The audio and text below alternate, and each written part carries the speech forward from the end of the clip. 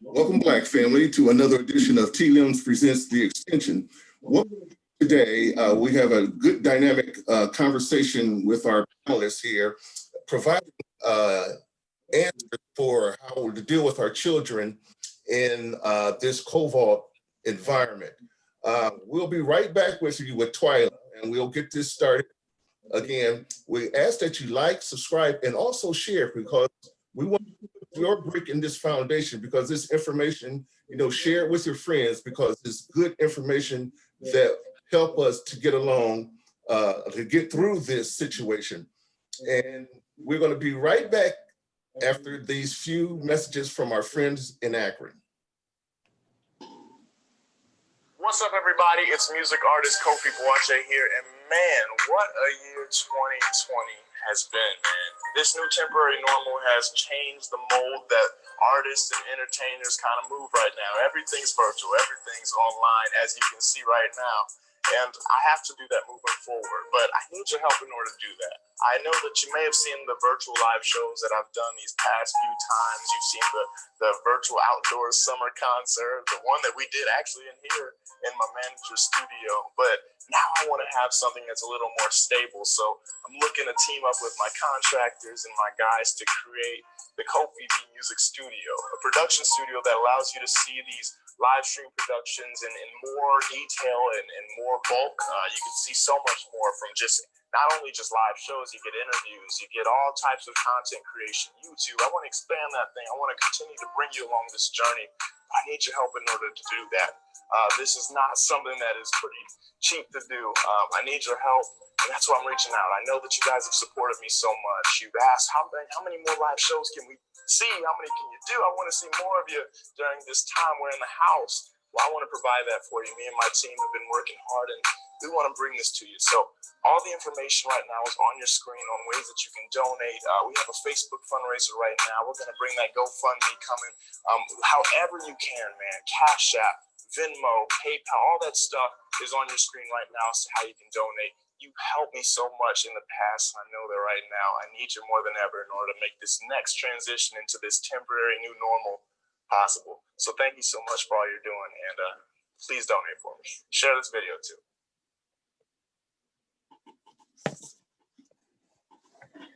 Well, welcome everyone. Thank you for joining us today. We had a brief message from our friend Kofi Boakye. He is an Emmy nominated, an Emmy Award winner. He's a musician from Akron, Ohio. Please visit him at kofibmusic.com. That's KOFIB as in boy, music.com. If you want some jewelry that you know that's a good price, that won't break you out, you can go to jewelry4queens.com. That's jewelry4queens.com. There's a paparazzi jeweler vendor. Her name is Gloria Horne. She provides wonderful jewelry. It's beautiful. It's just simply wonderful. Once again, jewelry4queens.com. If you're looking for a great mask, all kinds of designs, I want you to go to First Row Designs. Go on Facebook and go to First Row Designs. Look at Evang, Caroline, TJ Horne-Henry. That's EVANG, Caroline, T, the lowercase j, Horne with the E on it, Henry. I dropped that. Let me pick this back up. Okay.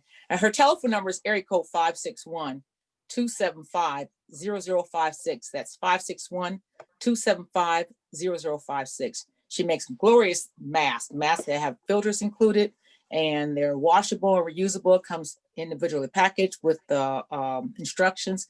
Some of her masks even have beautiful bonnets and head coverings. I wear mine out in public and I get compliments all the time.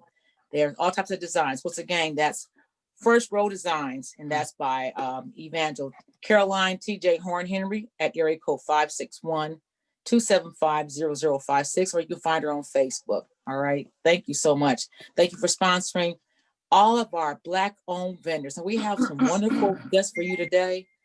And, last week or a week or so, we talked about the problems and the situations that parents were experiencing teaching their children at home. Today, we're talking about solutions, so we can say hooray, yay for solutions. We have a great panel here with us today. We still have returning with us is JC Dobson. She's the owner of Freshly Rooted Salon in Norman, Oklahoma City, Oklahoma. We have Sister Sean, who is also known as Farmer Girl, but today she said that she's not using any of her aliases. A parent that's from Prince George's County, Maryland.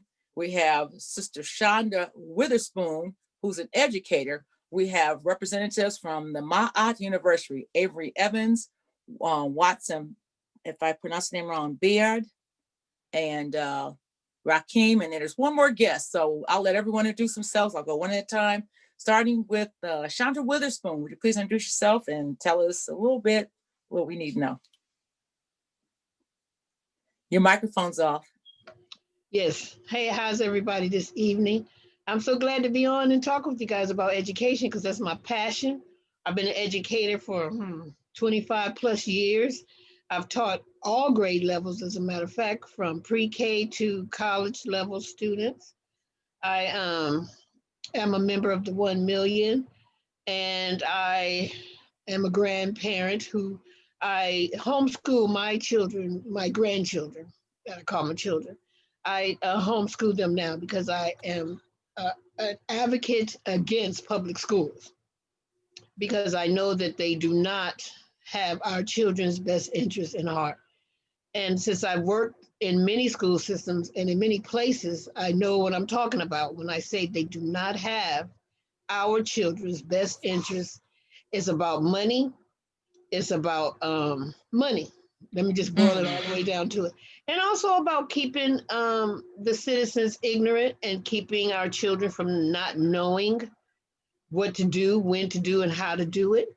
So I'll be glad to just have this conversation with everyone. Thank you so, so much. Avery is here from my university. Avery. Yes, ma'am. Thank you. You and your team, you got it. Introduce yourselves. Hi, my name's Avery Evans. I would like to call myself just a secretary for University of Ma'at. And we have Brother Rakim as well. We have Trail Nay with us as well. What we're focusing on really is becoming the company that is actually leading the country in I wouldn't say just schooling, but we have to be able to accelerate our kids and give our kids what we need.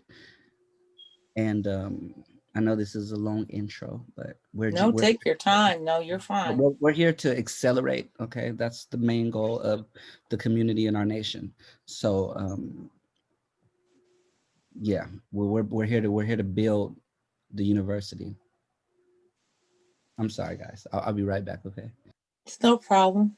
Let's see. I have Jada. How you? Oh no, I'm back. Oh, okay. I'm trying to grab. Go ahead, Avery. Go ahead, Avery. No, I was holding a plate and my son was right here. I was trying to balance what he had going on. I apologize. I have my kid. Oh no, you're multitasking. Okay, awesome. I'm sorry. Yeah, my name is Avery Evans. I'm the secretary of the University of Ma'at, and we're happy to be here today. This is Connecting the Bridge. Yes, sir. Awesome, cool. And we have Brother Rakim with us, and we have Trone with us, and Sister Sean has actually brought us here. We thank you, Sister Sean, so much for inviting us, and I apologize for the intro. Appreciate you guys so much. No problem. Rakim, would you please? Yeah, can you guys hear me? Very well, yes. Yeah, thank you very much for having us. And thank you, Sister Sean, for bringing us on the show. My name is Brother Rakim, or Rakim Yakubu. I am also with the University of Ma'at. My role is technology. I work in the technology sector of the University of Ma'at. I make sure all the operations, the technical or the technology is up to point. So that's my intro. Thank you so much. And we have one more member. Come on. Yes. Thank you so much. Just want to say thank you for having us all here today, firstly. So my name is Jada Townsend. I actually work as the HR supervisor here at University of Ma'at. And a little bit about my background. I'm currently a psychology student, and I do have teaching experience, mostly from pre-K to about 4th grade. So I really understand how much this, transitioning to online has been complete 180. I'm a millennial myself, so the internet isn't too foreign to me. So, but I just know in general, we gotta take a stand for our children. And I'm a complete advocate of things being taught at home, and actual history and real math and real science being taught, real education being taught, because like I said, it all starts at home. So we're really excited to bring on new faces. Our classes do start in November. We've already started taking admissions, but just extremely excited for all of this. And we thank you again for everything. Thank you so much. JC. Hello, my name is JC Dobson. I am a curly hairstylist in Norman, Oklahoma, as well as a mother to a high school sophomore and a high school senior. And we have been kind of transitioning into this remote learning hybrid kind of situation. And, the road has been bumpy, but, we're kind of trying to figure out our way to get through it. Sister Sean. Well, my name is Sister Sean. Today I'm here as a mom, but I'm a mom. I'm an activist.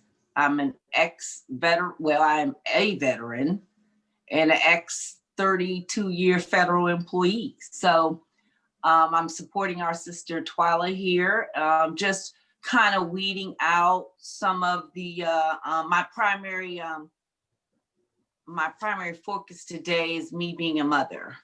So I wanted to just kind of assist her on sharing some of my experiences with online school. My son is literally over here doing an assignment right now that's due tomorrow.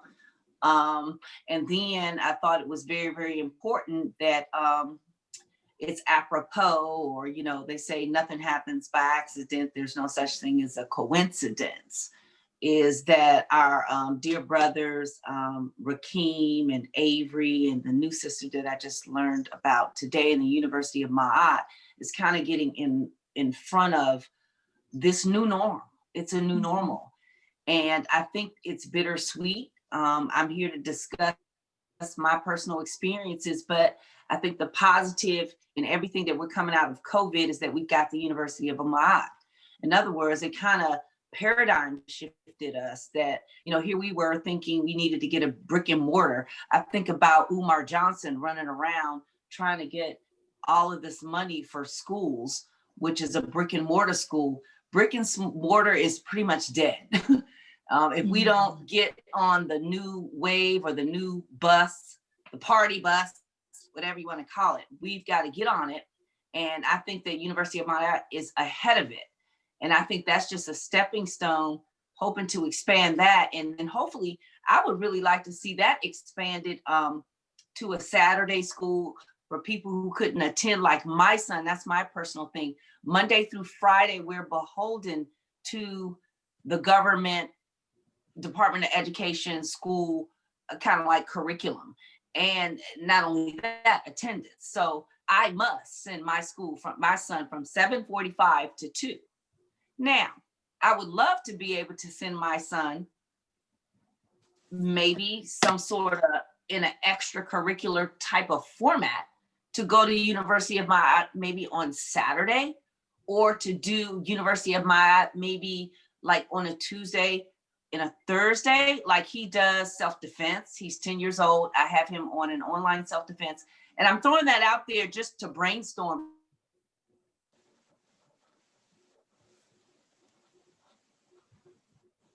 XYZ, but it's almost the equivalent where you jumped in your car and you took your child to soccer practice.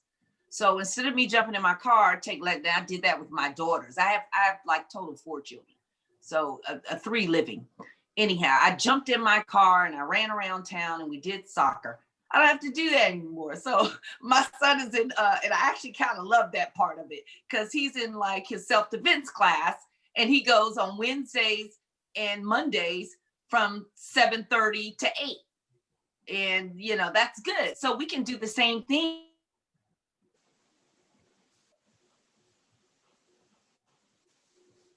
One of a million, that's one of our old sisters. We need to start implementing some of this stuff to kind of build around some of the parents that may have difficulty. So that's my difficulty. So I would love to just put that out there for people to brainstorm and develop and to make bigger, that there's parents that have a need that can't be there from Monday through Friday. So I would encourage, you know, the university to reach out to parents like me. Thank you so much. That's wonderful to hear all of you all with the diverse backgrounds, and the one common thread is educating our children. Now, I know that a couple weeks ago, we talked about how the low enrollment rate has been for this fall for schools.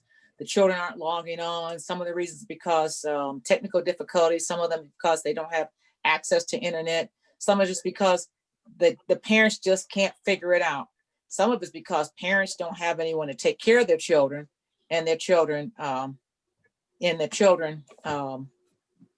don't have access to a system that this discipline. There's a young lady named Amy Blackburn who's from Oklahoma City, and she's a marketer for the state. And she, after great analysis of what was going on in public schools there, she and her husband decided to take their children out of public schools, and then they enrolled them in a private school. What we noticed by the National Association of Independent Schools says that private schools are on the rise during this, but it's leaving behind the inner city children, is leaving behind the children that are not from the more affluent communities. And I'm not sure that's all the way a bad thing. Having been a former educator myself, I know the ups and downs of being in the classroom. And I know that in order to be effective in a classroom, the classrooms that I remember being in, it took a lot of time besides on the clock. It took time after hours, it took time on Saturdays, it took money out my pocket. It took, in order to be able to do the job that you were determined to do and do well, to serve the children. Sister Shonda, you hear that you're at home, you're homeschooling your grandchildren now. Some of the problems that Sister Sean and JC had shared last few weeks ago included maintaining the schedule online. Now, JC's children do a hybrid schedule where they are online. Her daughter does classes online, goes into the school for band and I think for something else. Her son goes to school a couple days a week and then he goes to the university. He's a hybrid student in that regard. So looking at that as a schedule and comparing what you taught in public school, comparing to how you're teaching your grandchildren, what are the efficiencies, the better parts of being home or in a household, and how practical is that for parents that actually have a job and work every day? Well, I don't think that parents who have a job will be able to do both, do their job and educate their child at the same time, nor should they be expected to do that, because education is not for everyone. I remember when I was younger, before I actually really got into education, I would talk to some of my friends about helping their children just in homework. And they would get so extremely frustrated because a lot of times they don't understand, excuse me, my voice is going in and out. They don't understand that how learning takes place in a child, for example. And I think that a lot of times for us, I homeschool and I homeschool a couple others. So I actually have a small little school going on in my apartment. Wow. Because I believe that they need to learn in person. One of the things that children have to adapt to is people think that because children are used to being on the computer, on games, it is the same as sitting in front of a computer learning. It's not, because it's hard to stay engaged over a long period of time when you're just staring at the screen or waiting for your turn or waiting on the teacher to ask you a question. It's really, really easy to become distracted. And then that messes up the learning curve because you may miss vital information. What I notice is Two of the children that I also homeschool, they are in a hybrid situation because their parents did not want them to lose the position that they have. They think that they're in a really good school, so they didn't want to lose that position. So we let them get online. I let them get online in the mornings, and they are in pre-K and first grade. Their attention span lasts about 3 minutes, and in front of that computer, because what the school is, unfortunately, the school is trying to figure out how to educate the child online as well. Videos can I show? How are we going to make sure each child is paying attention? How do we get children to be engaged? Well, one of the learning processes is engagement, right? It's talking to your peer. It's learning from the visual cues that you would get from the instructor, the teacher, from your fellow classmates. Is sharing like that, which they're not allowed to do, or is not feasible to do online. So online is quite difficult, but I would say they need to be shorter periods online.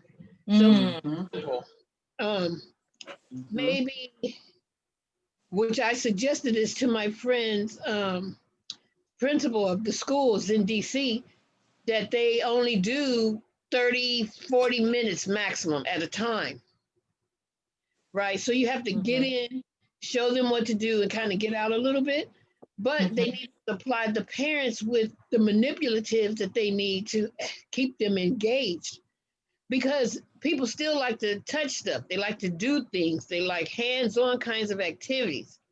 So it's not just about watching the video. It's also about doing the experiment. It's also about doing the research or building whatever it is you would have them to build. So I think that one of the things is parents can talk to educate their people. And let me say this, parents don't understand how much clout they actually do have. The teacher try to tell you what they want you to do, and you really can tell them what they must do for your child. And they'll actually end up listening, especially if you're persistent. The way I even got into education, if I can just give a little background story. Go ahead. We lived in a community in Chico, California, which is in Northern California, and it was predominantly white. So, but it was a small town. I had some relatives there, so that's how I ended up in Chico, California. But I remember when my daughter was in 3rd grade, and I was not into education at all. So that wasn't even the gift that I had at the time. But I noticed that she was not progressing the way she should have, the way that I did when I was in school. And she was having a lot of difficulty with the teacher, with children calling her the bad names, I'll say that, to racially bothering her. There was even this one boy who would chase her home, calling her burnt toast and this, that, and the third. What? Yeah. So once I found out about that, I met that little boy, and needless to say, he did not do that again. But what happened was I ended up realizing that I could do better than what the school was doing. And it was no pandemic or nothing like that, but I could do better. So I took them out to homeschool them. When I took them out to homeschool them, I was a novice at the thing, but I was talking to some of the other community members, because I've always been an advocate, and I've always been an activist for our people and our needs. And I was talking to some of the other parents.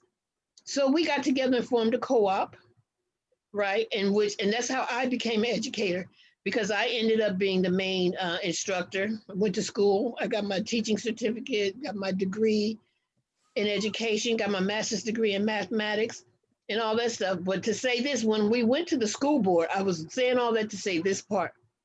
We went to the school board to say, because it was a small population of Black people, it was only like 15 families, but we all said we were leaving the school system and doing it ourselves.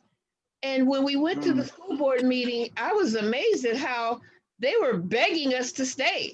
right? And we were just like saying, well, we're out of here and give us what we need to do to get out of here. We wasn't even asking for anything, but that we were out. And they were like, well, we'll create this for you and we'll help you. And that's when I realized that if we just speak up and get together and talk to them and tell them what we want and what we need, a lot of times you can make it happen, even as one person. Because I, as one person, with my 2 children, they would try to tell me, well, we need you to do this. I said, I'm not doing that. I'm not learning. I'm not teaching them that, and I'm not doing that. This is what I am going to do. Help me. So I just would encourage all parents to go to the school, talk to your people, and tell them the things you need. If you need a varying schedule, ask for one. Tell them, I would like for you to be more flexible with my schedule and my child's schedule, especially if you have more than one child you're trying to educate. Tell them. And a lot of times, if they are really serious about education, they're going to work with you.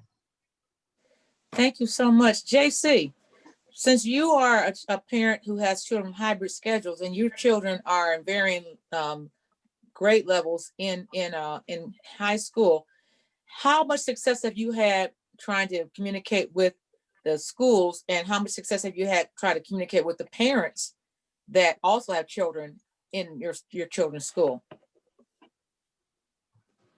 Well, as it pertains to, speaking to the other parents in my kids' school, that's not really, I don't talk to any other parents, to be perfectly honest. I just stay in my corner of the world and do my family life. So I don't know what they're doing when we're talking education.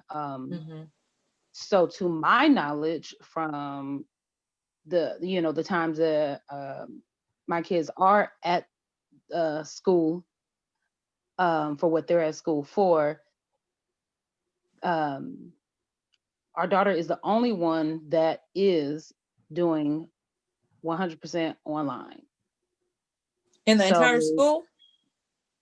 No. For the circle that she is in, that I know of, I've asked her, because she still goes to school for band, she goes to school for volleyball, and our son goes to school for as far as extracurriculars, he goes to school for football. And so as far as that goes, our daughter is the only one out of his group of people that he's around and her group of people that she's around. She is the only one of those groups that is actually doing it all online. So there's no reference for her, which is interesting. I mean, the school is a pretty decent sized school. So, I mean, I don't see how that happened, but it did. So a lot of parents, I'm assuming just off of the Facebook page, they left their kids in the school, or they did, or they pulled them out and did the online charter school type of thing. But I'm not sure who, and this is district wide. It's not, I don't necessarily know about the parents in their particular school. But communication with their teachers, it's all email. There's only so much that I can say. There's only so much that you can say to me that's actually going to be, actually sink in through email. I really need, the actual So you don't get, conversation. excuse me, so you don't get a chance to even converse with them, like what we're doing, like anything like face-to-face time or anything like that? Yeah, no, that has not happened at all. Oh, I mean, wow, even to the point where my daughter, she is behind on work, and all she's gotten were messages, hey, behind, and that's it. There's no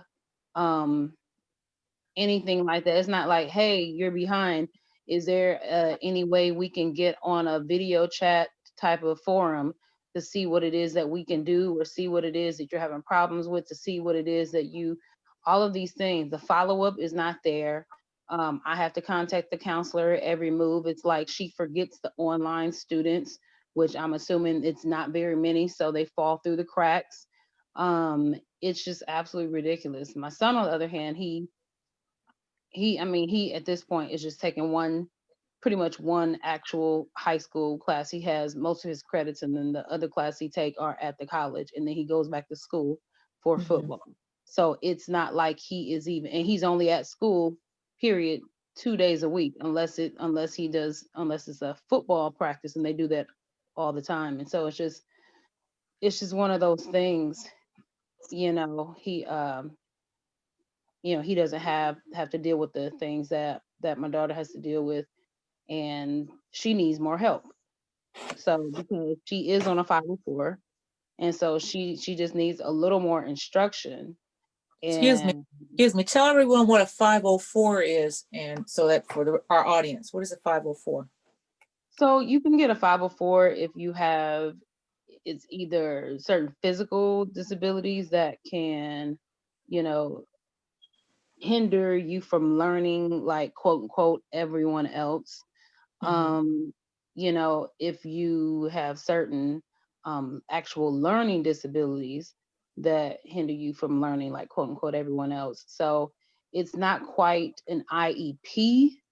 That's a little more deeper into the learning disability. Uh, I'm not really into the learning disability situation so much as it is just the fact that there's different avenues for different people to learn the same thing at times. And um, so she's on that 504. She's got partial hearing loss and those things. And Okay, don't turn it in yet. so Okay, I'll take a it's look at just it. one of those things that it just makes it a whole lot more difficult. And there is a cap, which I understand that you have to stop people from, you just can't come into school however you want to, because then you'll have 6 kids in the classroom on Monday, and then on Wednesday, then you'll have 30 kids in a classroom because everybody decided, oh, I don't want to log into my virtual or whatever, you know what I mean? So I understand, but the trial period for the virtual was like the first 10 to 14 days of school, actually. So, and there was tons of logging in issues within that. And so it was just one of those things. It's like, so if you don't like it, you have within that time to say, I don't like it, I want to go to school.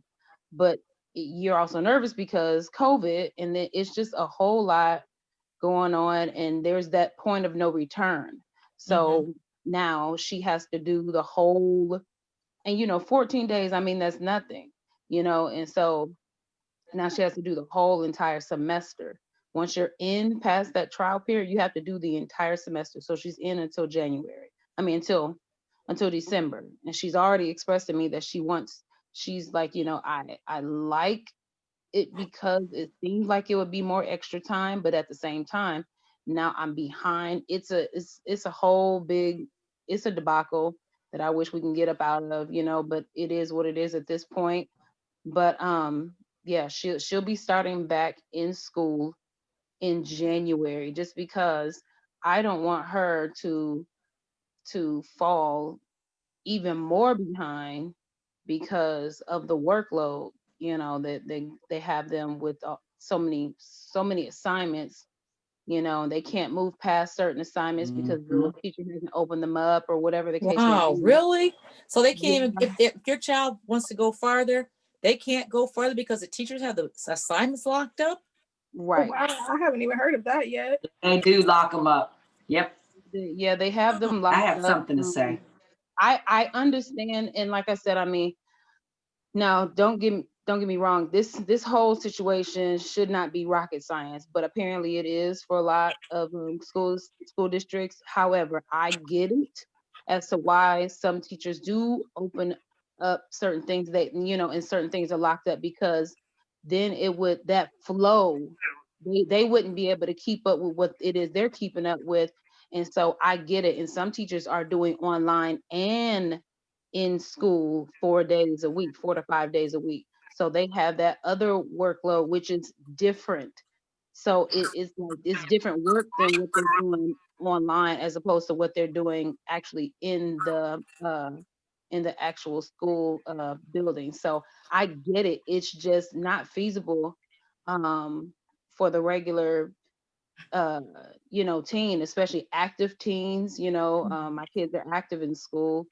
um that it's just I just wish the communication would be a whole lot better, and then I wish the follow through after the communication and then the actual solution would be would come a whole lot quicker with that. But as far as who I've actually spoken to, it's just been the counselor through emails and actual. I met with her once. That was before the year had started, and I spoke to her on the phone actually once or twice. That had nothing to do with my daughter either. That was just my son with his college credits and things like that. So it wasn't even really related. So I just really need them to do better. Wow. We're gonna go to Sister Sean, and then afterwards, we're gonna hear some solutions from Avery and his team at My University. So you're listening to all the situations with the parents. So go ahead, Sister Sean, and then we're gonna have My University, and they can take it away. Go ahead, Sister Sean.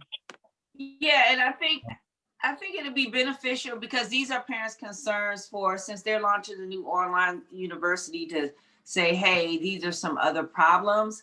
But I got so much stuff. I have you all night. But let me just tell you this. I'm gonna go into a couple of things.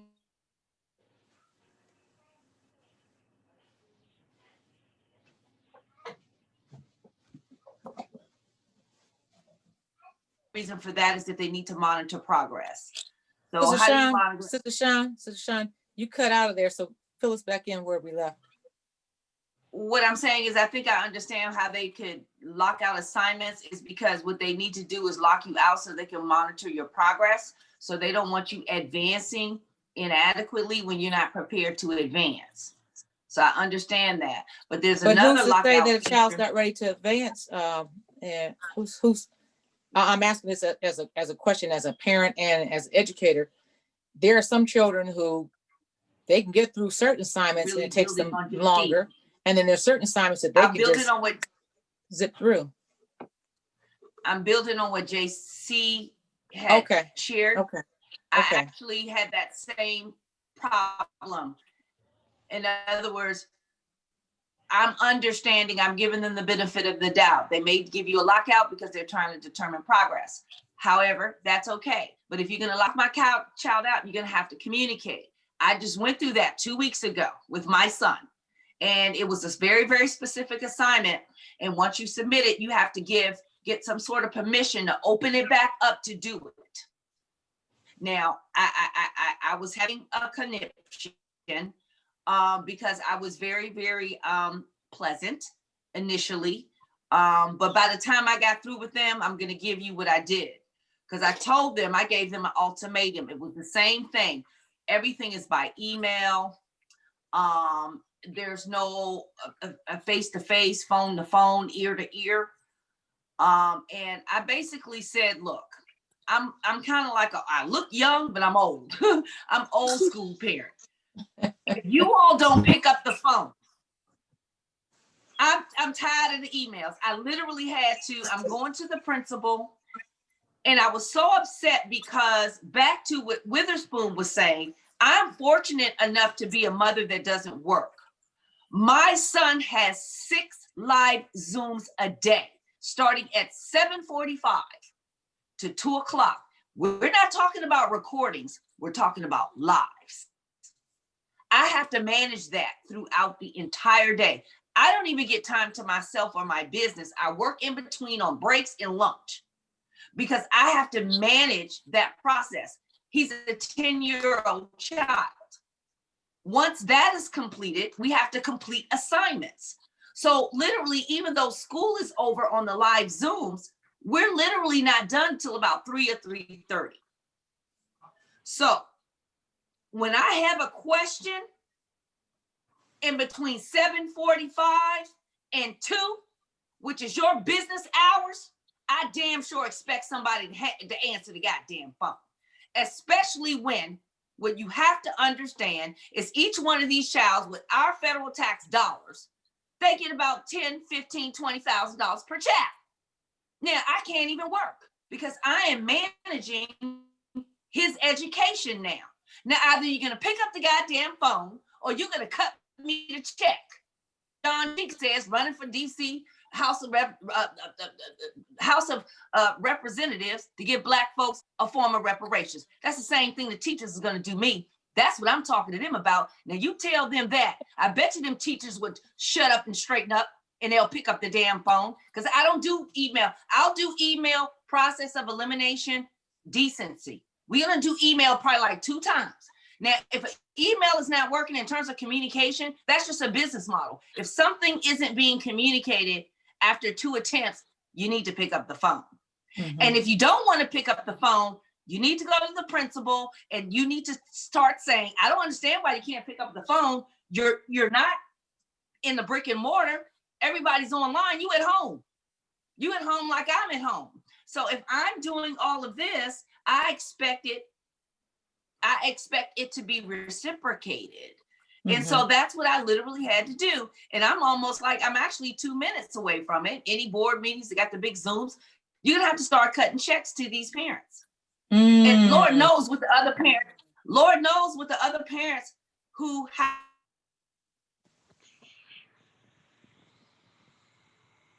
just Miss JC, don't let them get away with it. You got to be a tiger mom. No, Sean.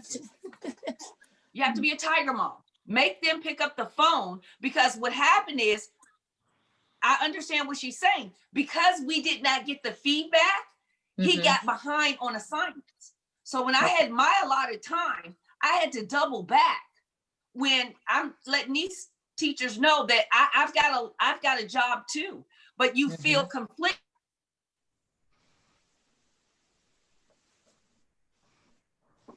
Is it me or she?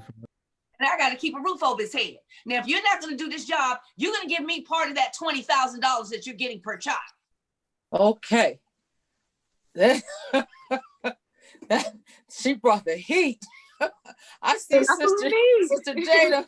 I see she's chopping at the bits. Come on in, sis, because I see you have some comments, and go ahead. However, I mean, like I said, I'm a college student. I don't have any children of my own yet. So speaking from in terms of a student,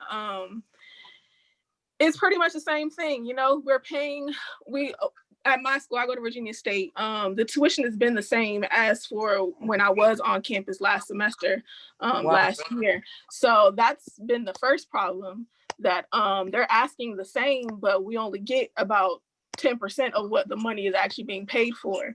And even still within that, you know, we're still having to teach ourselves, just like we were talking about with the with certain assignments being locked. Even though that I haven't experienced that myself, I do have some peers that have that, you know, we still have jobs. Some of us have rent as well, and we're having to, you know, do online school. And, you know, some of my friends even have children of their own. So you're having to be the teacher of yourself, be the teacher of your kids. You're still having to have a job, pay rent, this, that, and the third. And what am I even paying for? You know? So, yeah, I just really feel like, just like we were saying with the disorganization and communication in itself, and it's the same thing over here being a student. We email and we call and we don't get responded to for days on end, and then even still it's snappiness. And you know, we're all in the same, we're all frustrated. So at least have some grace and some, you know, patience that we're all in the same boat here, and it's not just you that's frustrated. So like I said, it's definitely a communication thing, But I feel like that's what we're working on here at our university, just making sure that it's organization first, because I feel like when the base level is conflicted and that's cluttered, it messes up everything else up top. So definitely the communication, I would say, on all spectrums. So, but I definitely feel it. Sister Shawn, I definitely feel it.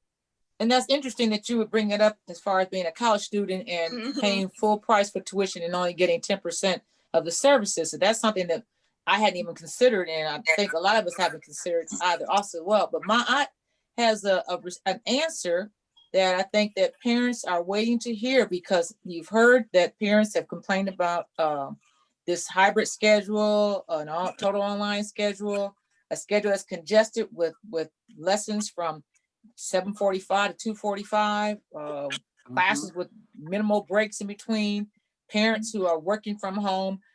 We have a parent who's a proprietor of a business and she actually works outside the home. Right. So, but her children are high schoolers, so that's a little different to navigate, but still that doesn't make it any less frustrating. And because her children are in activities that require going to the school as well, it's still a frustration. So Avery, would you tell us about my university, why this would be a alternative to that's palatable to our parents and to our children? Now I know that for JC's children being in high school, ready to graduate, they would not be able to master the benefit totally. I don't know. That's a question and a comment at the same time. But I would like for you and Rakeem and Jada to just discuss, how did you start the concept of my university? What are the age group levels? How is it set up? The instruction. So feel free. And Shantae, if you have a question, you can jump on in too. So. Yeah, awesome. My university was started from the need and the want of not wanting to send my children to regular school. Well, it wasn't at first to not send them to regular school, but we wanted them to go to school unvaccinated. All right, we were vaccines in the very beginning. So when that happened, they told us there's no California exemption, there's no religious exemption. We searched far and long looking for any way to just keep our kids in school unvaccinated. And we found out in California, there's no other way. We found out that there's no way to get them in school, period, at all. There's absolutely no way. It's a brick wall in California. And a lot of other states, you can get religious vaccination waivers, you can get medical vaccination waivers, but in California, is none. Okay, so we said, okay, we'll pull them out and bring them into private school, because private school was the only way to be able to, get them unvaccinated and continue school. So we started a private school in our house with us and my children, my two children, and my neighbor's kid. And that's how we started my university 4 years ago. Right. So now we've developed curriculum. We have a lot of experience. We're 15 people inside a small facility now located in Fresno, California. Now we're in the position to actually extend the information and our intelligence to people digitally. So now it's online, it's for the people, and we're given all the standardized tests in every state, and we're legal in every state. So it's awesome. Jada, Sean. Would Rakim like to say anything before I speak again? Yeah, sure. Thank you very much, Avery. So the University of Mayat, as far as my own connection with the university is, I'm a technologist. I've been in the tech sector for about 18 years. I've been working with different corporations, different companies, even in Silicon Valley. So as we decided to take this whole learning experience, take it digitally, I came in basically to make sure that the technology is the appropriate technology is there. And basically what we have done is we have utilized the state-of-the-art infrastructure as far as, cloud services, live streaming, interactive classrooms, conference rooms, those kind of things, in order to promote, the interactivity, the attentiveness of the kids, to make sure that the kids are paying attention, cohesiveness, and also to tie back the feedback loop. And we have basically realized that the feedback loop is not just between the teacher and the student, but you have to also include both the parent and also the community as well, because the teacher needs to understand what environment that particular student is living in order to better understand that student. So this feedback also, we have technology in place in order to measure performance. We measure different. We have a different matrix on things that we measure apart from what the state requires. We have our own matrix that we have developed as well. Avery can go into details about that, but another thing that we, apart from just technology, is globalization. Was another key thing that we were looking at. How are we educating our kids? How are we preparing our kids to live in a globalized society? A society where, like your neighbor doesn't look like you, your work environment is diverse, even where you're physically located, you don't know. Because of work, your parents might be living in Japan, even though they're not from Japan. They might be moving around, bouncing around, the planet, because of work, because of business, because of so many things. How Excuse me, do you Rakim. live? Excuse me, Rakim. Yeah. How do you achieve that that globalization piece? How does that look? It's all about information, the interactivity. Okay. Globalization, how do you interact with different cultures without losing your own culture? And Avery is going to shed light on that. That's Okay. where the kinetic aspect of things come in. Okay. But basically, how do you keep in touch with your own culture? The reaffirmation of your own culture, your own identity, knowing who you are. There are things that we have put in place. There's language learning and so on and so forth. Understanding your religion, understanding, different aspects of you. And it's not just the student, but also the parent as well. So we have tied all these things, and fused technology as the basis for, what we're going to experience in the future, because COVID is here. It's changed things, and we are not going backward. We're going forward, and forward, we're looking at technological society moving forward. Avery?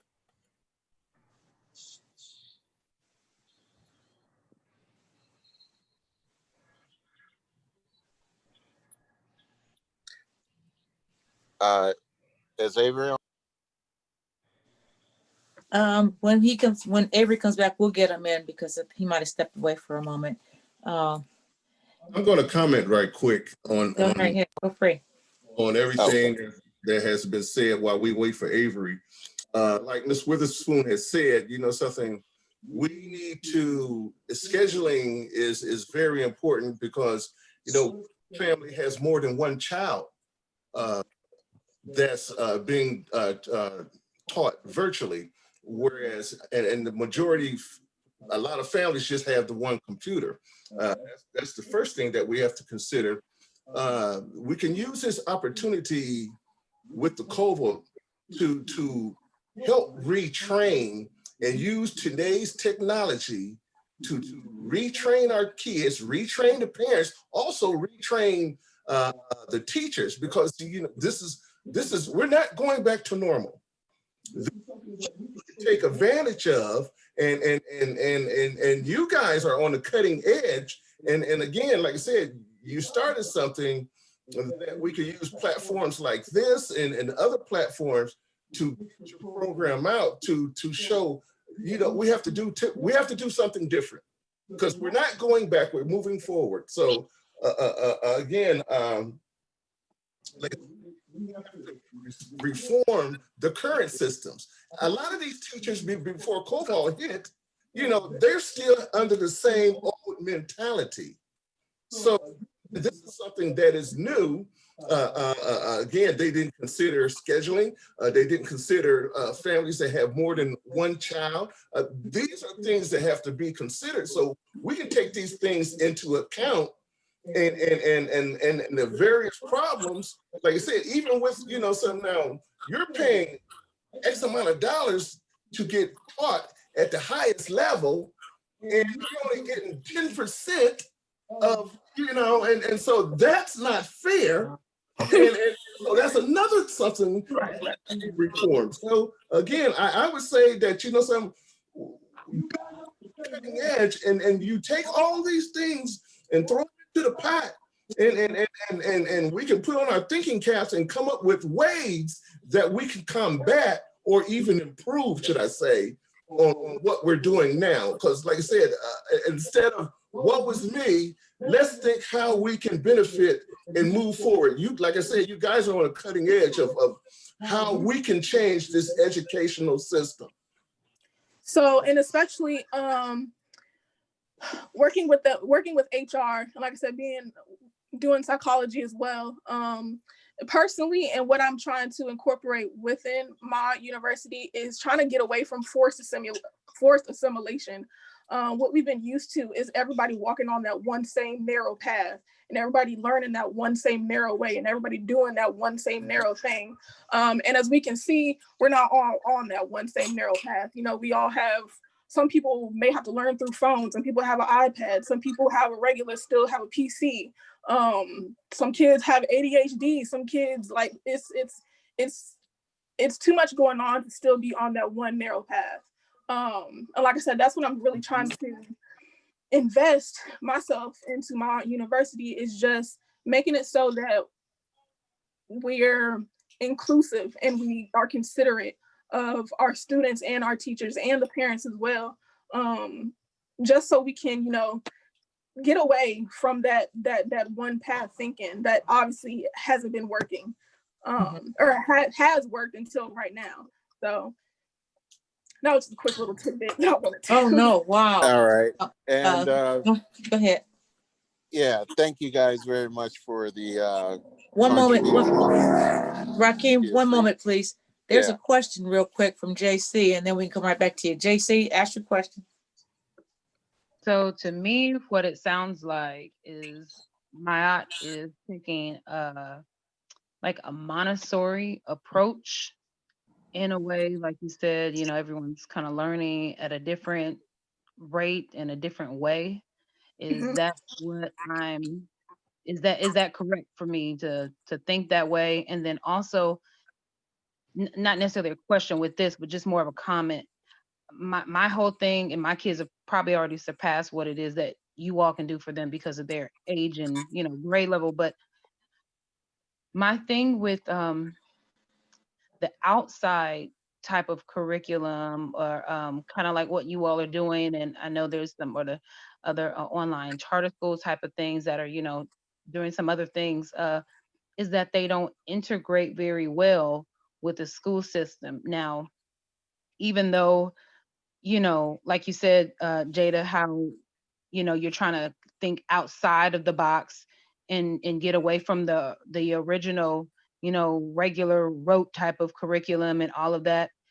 When you have active children, they can no longer really be active in that type of capacity when you're in regular traditional public or private school settings like sports and everything. It's just the reality for who they are, and their activities is a part of who they are. It's not all they are, but it's just it's just a part of the fold of who they are. Mhm. And it's just not part of our reality to not have our kids in the sports programs or in the arts programs or things like that, along with it's it's it's it's like an uphill battle, I have to say. Like, Right. it really is. And because I really do, um I like the Montessori idea, which, like I said, which is what it sounds like you all are kind of like in that vein a little bit. I grew up, part of my life, probably a third of my life was Montessori, another third was private, and another third was public. So I did all of the above, and um, so is that what I'm hearing, or? Not quite, Okay. because we're My using my the internet. standardized curriculum, but on top of that, that is what we are adding to the standardized curriculum. The reason is, uh, there is an opportunity. COVID has set the reset button, meaning everyone is on the same level right now. Everyone has to start, at the same pace or at the same level. And while we're starting again, or trying to educate our kids online or using technology, now is the time to, again, all the things that we wished or the pitfalls that we've seen over the years. This is the time to incorporate all those things that we we knew that were not working, fix those things, and then incorporate them into our own learning system for our kids, basically. Sister Shauna, Uh, I don't mean to cut you, Rakeem, but after you get finished, Sister Sean has a question, and then Sister Chandra has a question, comments as well. Go ahead. yeah, I was just going to add that for kids that don't have the piece of technology that they need in order to school and all that, we have secured some grants that would provide kids with basically the hardware or the software that they Wow. need in order for them to learn.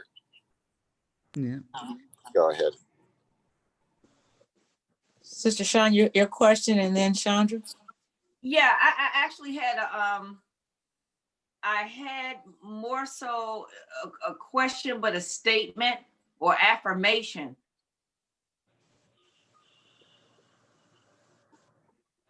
Go ahead. Yes, go ahead. 19 changed me as a parent in the educational path of my son.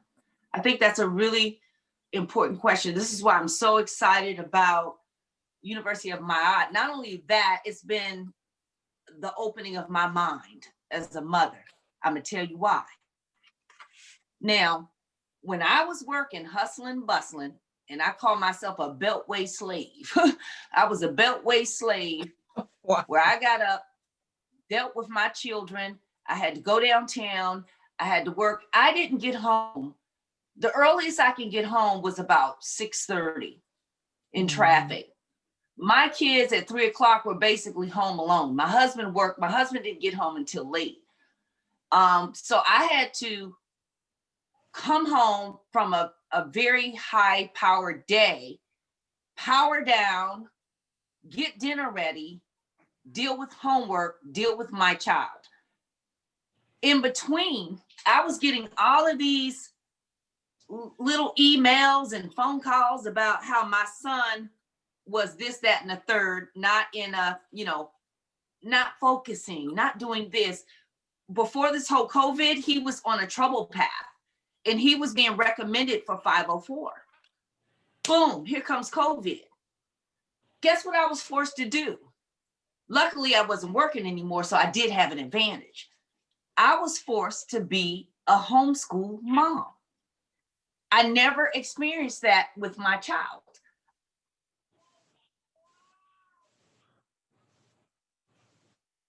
That was dinner and homework. I never dealt with the totality of his education and what he dealt with. Mm-hmm. Here's what I found. Everything that those teachers, because I dealt with it. I was dealing with it before COVID, was telling me what's wrong with my child. Guess what I found out when I started I call it quasi homeschooling, forced to homeschool through this online stuff. I didn't have any of these problems with my son. So then I just said, well, what the hell were they telling me? Because I don't see any problems with my son. He's engaged. He loves to work. I redirect him.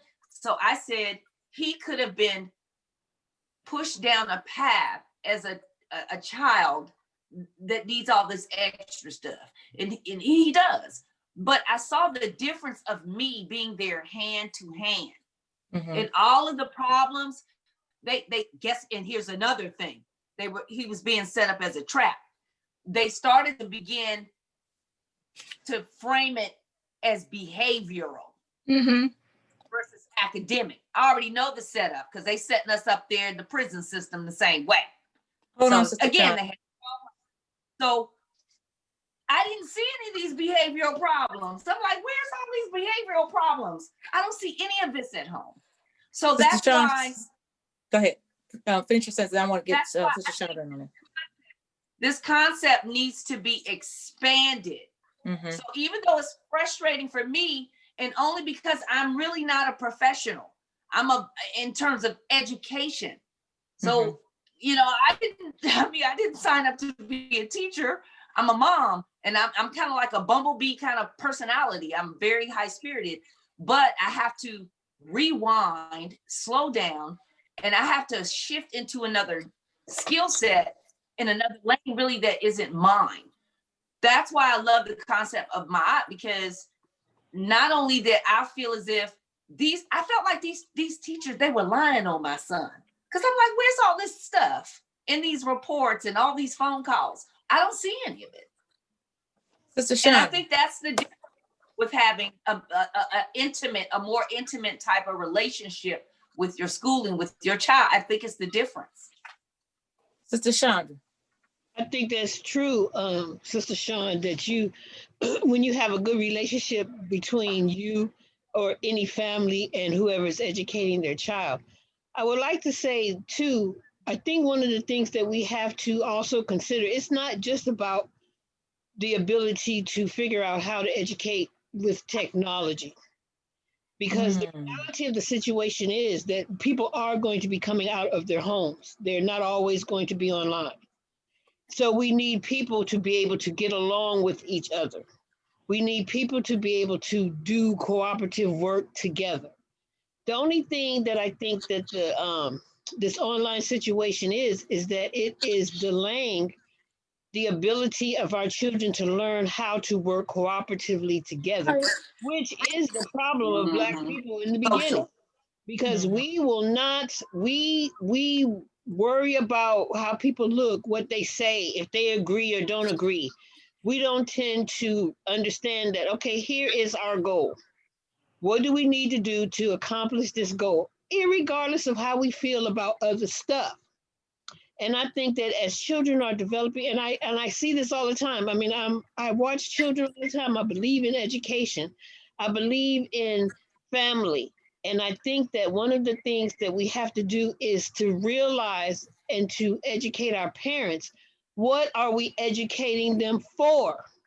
It's not so much standardized tests, because frankly, I mean, when I was in college, we called in and got the test that they were doing.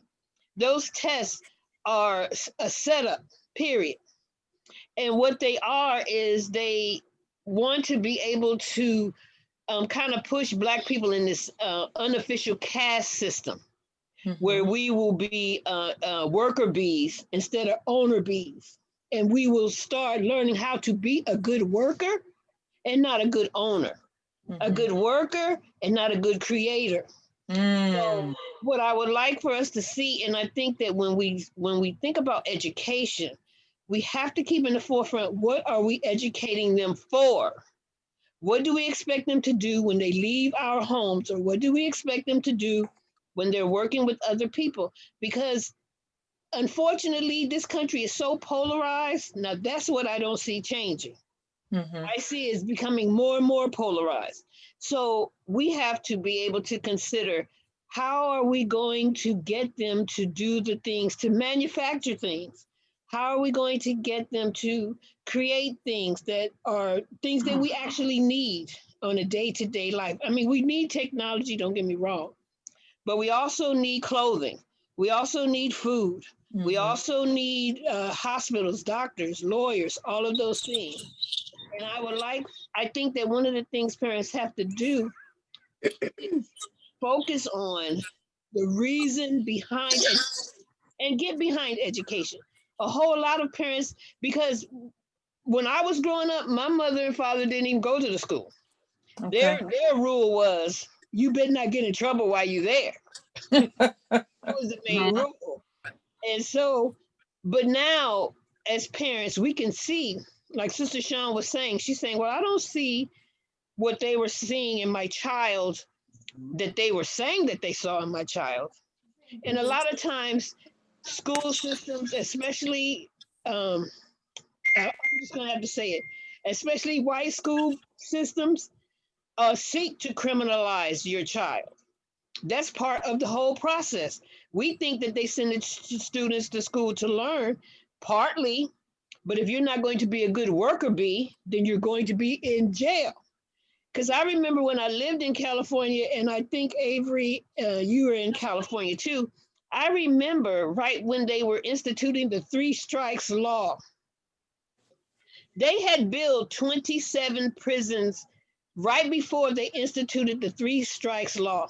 And Wow. I was running for Wow. city council.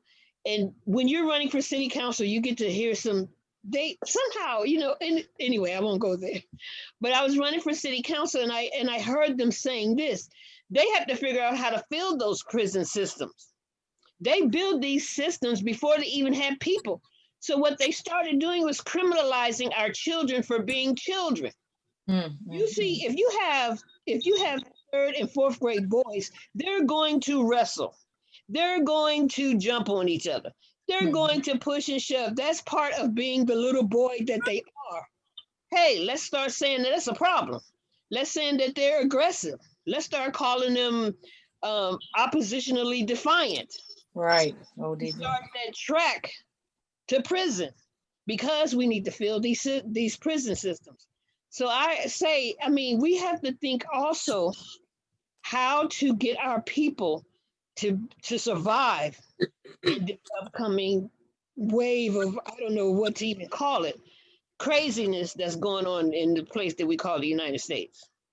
It's not just the United States, No, but I the know. whole world. Yes.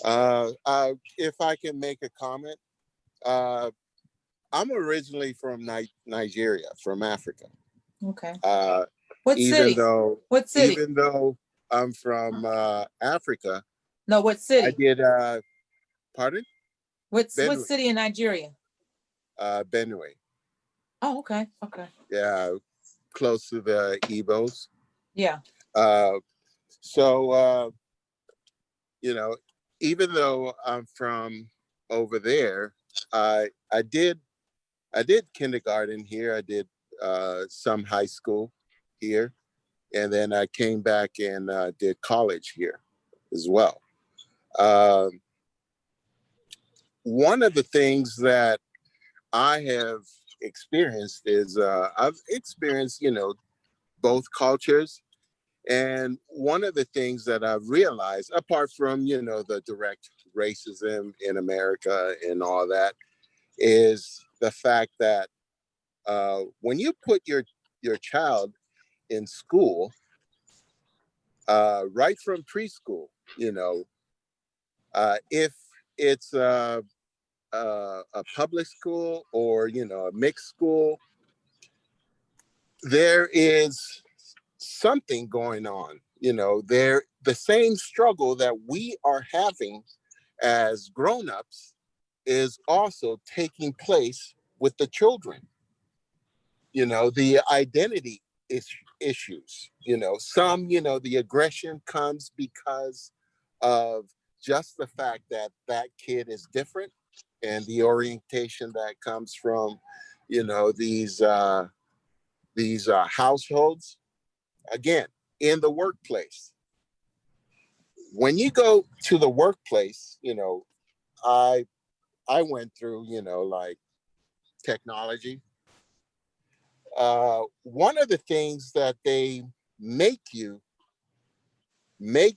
or insist that you know is your community did not create or did not contribute to this technology. Your community does not know, even if you are here because not by merit, you are here because, you know, of some program out there. They also communicate to you that whatever it is, you are not going to get in.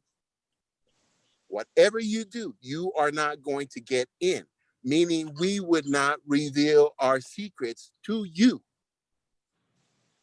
The other thing they communicate to you, they don't tell you these things directly, but I've climbed that ladder till, you know, like to director.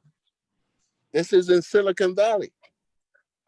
One of the things these people would try to do is make sure that you don't get anywhere close to where their trade secrets are, because you are a born enemy. Right. You cannot be trusted because of some crazy, you know, like, you know, beginning, or I don't know, animosity that started from the beginning of the earth. I don't know. But we have to realize that when we send our kids to school, one of the things that starts happening in their heads is, oh, wait a minute. I'm looking at all these theories, all these great achievements and all that.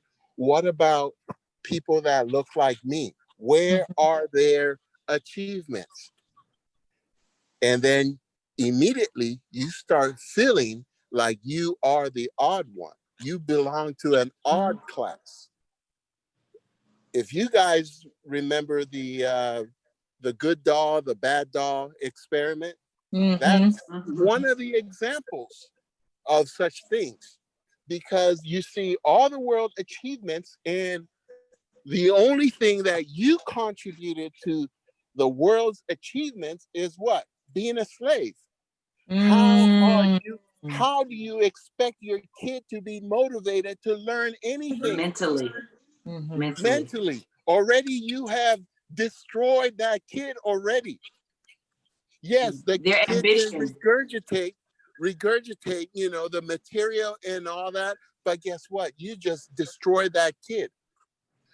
And then when that kid, you know, even if they go through high school, you think your kid is normal. Your kid going through college and all everything that you just really hold on, Sister Sean, let me finish this thought, because we gotta wrap up. Okay. Yeah, so, you know, even though you're thinking your kid is normal, going through college and landing a job and all that, they're not normal, because at the job, what do? We role play. We role play at that job. That's all we've been doing. You work so hard in order to do what? To impress, not to do anything else, but you work so hard just to do what? Yeah, you're trying to keep your job, but you're trying to impress instead of trying to contribute to something that, you know, makes sense for you and makes sense for your community. Right. And that's what we Go really ahead, try Sister Sean. to empower the student and empower the person instead of the system. Exactly. So, because like there's no representation.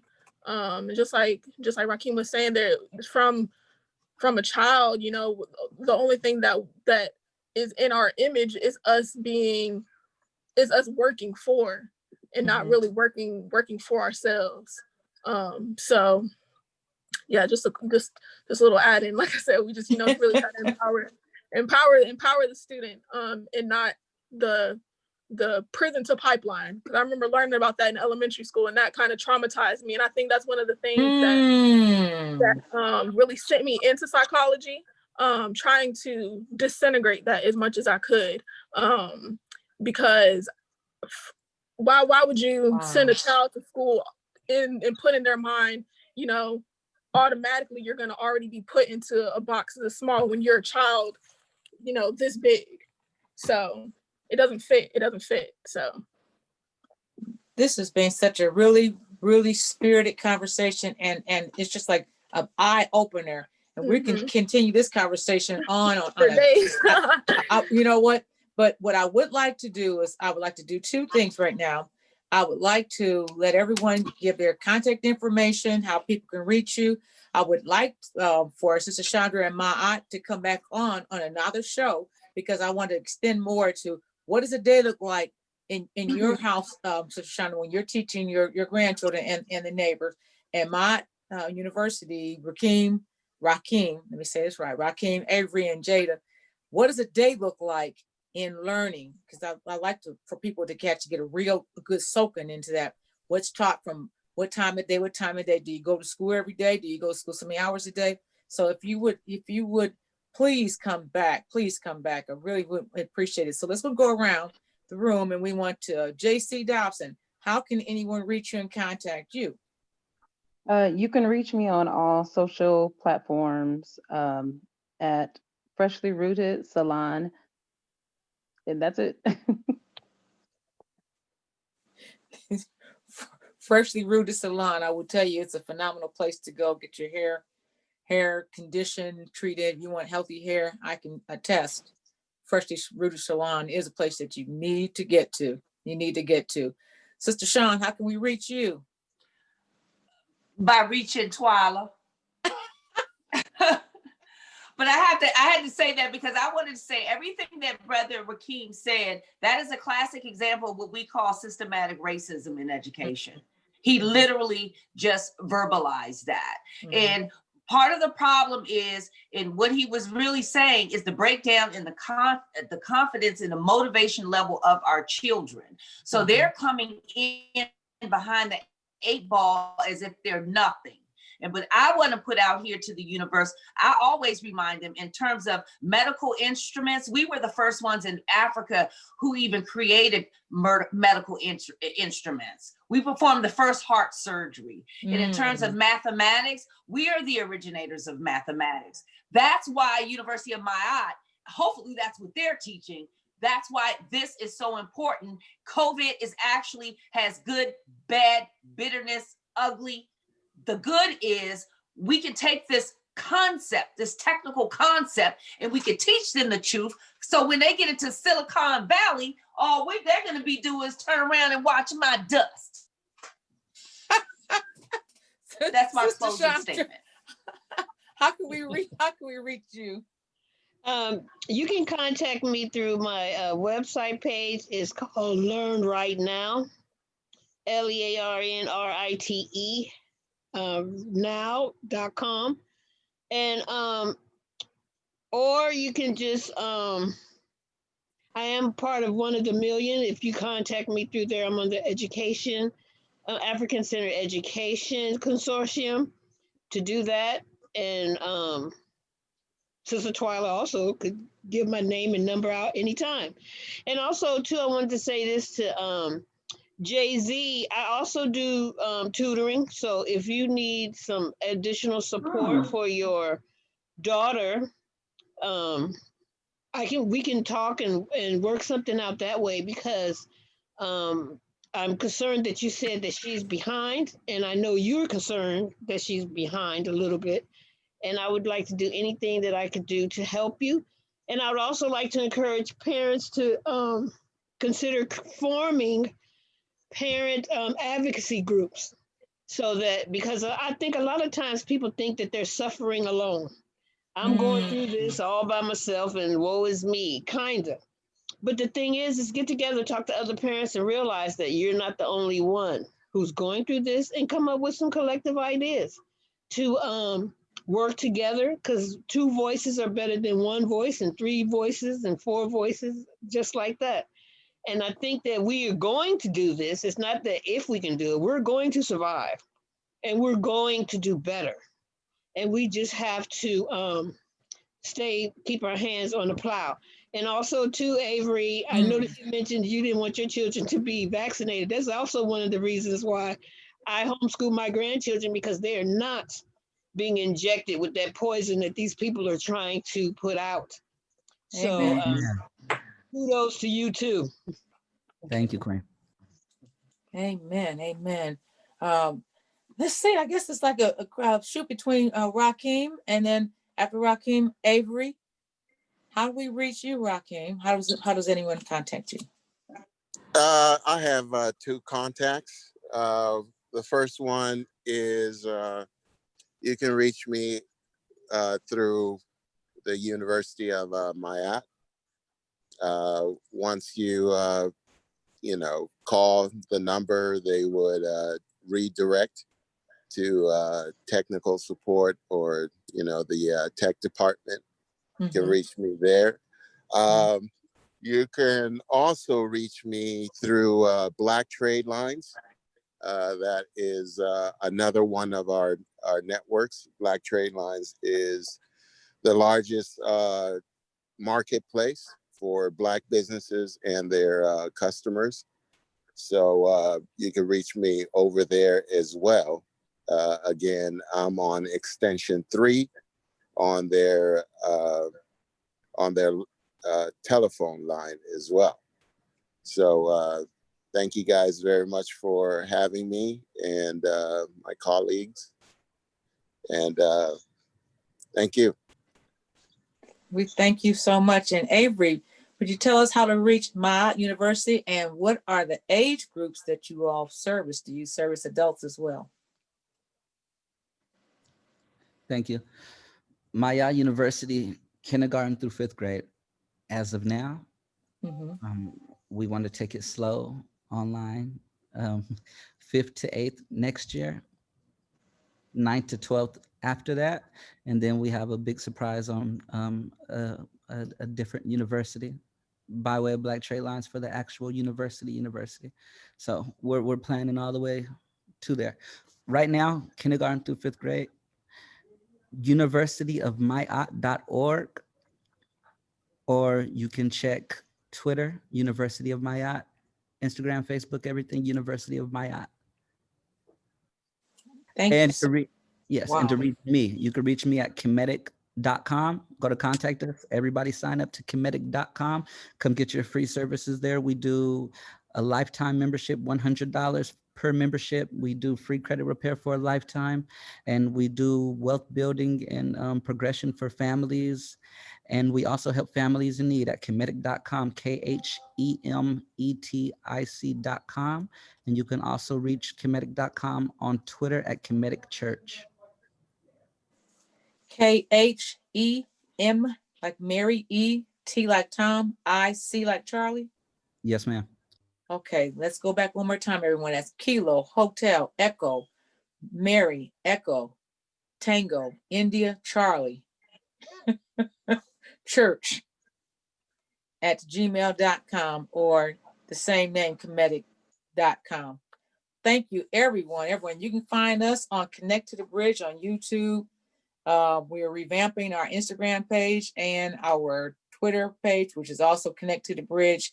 on Instagram, and the Twitter page is capital T as in Tango dash LIM like Mary, S like Sierra. Until next time, this is Twyla with Shantae Wright. We thank you so much for joining us. And don't forget to like, subscribe, and share this video. And please, please, please support all of our Black-owned businesses and Black-owned vendors. Like we said, First Row Design for your mask and your hats. Jewelryforqueens.com. First Row Design is 561-275-0056. You or jewelry, the number 4, queens.com, or Kofi B Music. That's KOFI, B as in boy, music.com. Thank you so much. Until next time. Thank you for Goodbye. having us. Thank you. Thank you, Thank guys. you, everyone. Thank you. Bye-bye. Let's keep moving forward. Okay,